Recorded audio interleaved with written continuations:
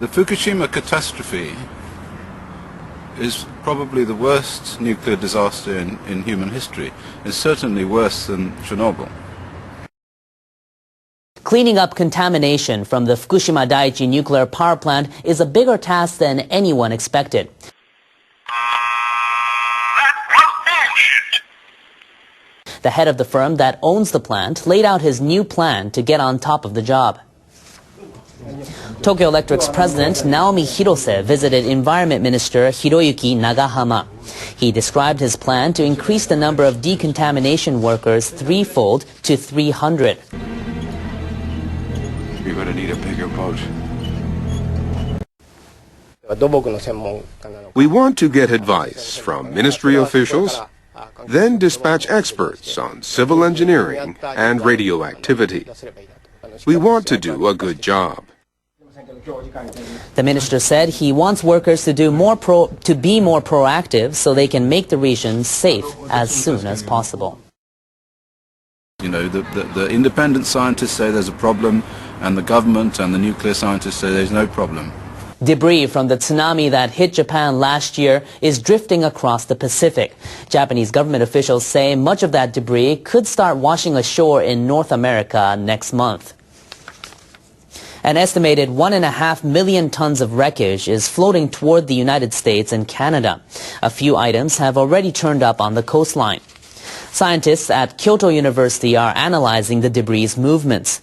They say 33,000 tons of material from wrecked houses may wash ashore in North America by June.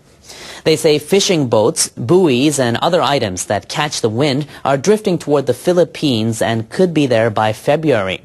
Officials at the Environment Ministry have given the predictions to officials in the United States and Canada.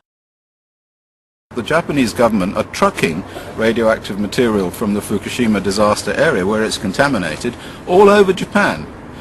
And even as far south as the south of Japan, we're now getting reports of radioactive material being taken all the way to the south of Japan to be burned.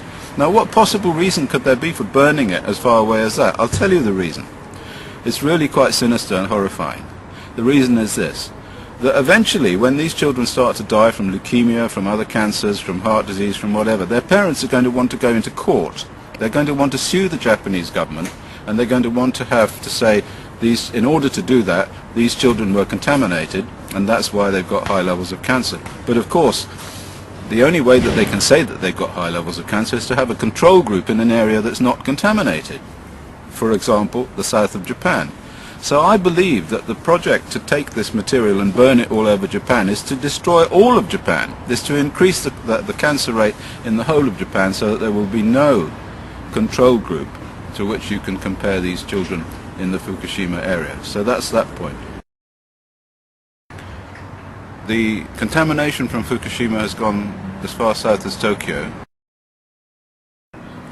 So we can conclude without any doubt that that area, up to 200 kilometers, maybe more, away from the catastrophe site, has been seriously contaminated with radionuclides.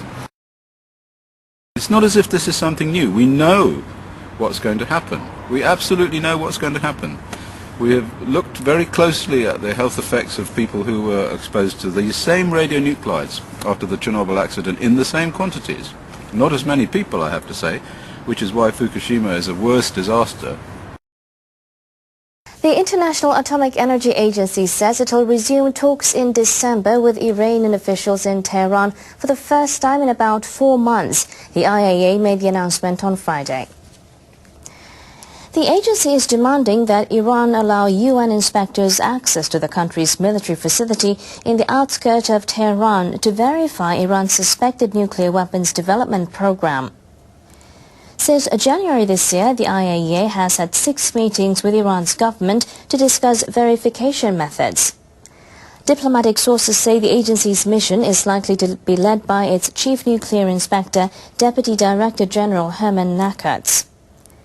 The IAEA is asking Iran to allow it multiple access to the facility, but the Iranians are insisting that on-site inspection will be allowed only once. It's unclear whether the upcoming talks can narrow the differences between the two sides.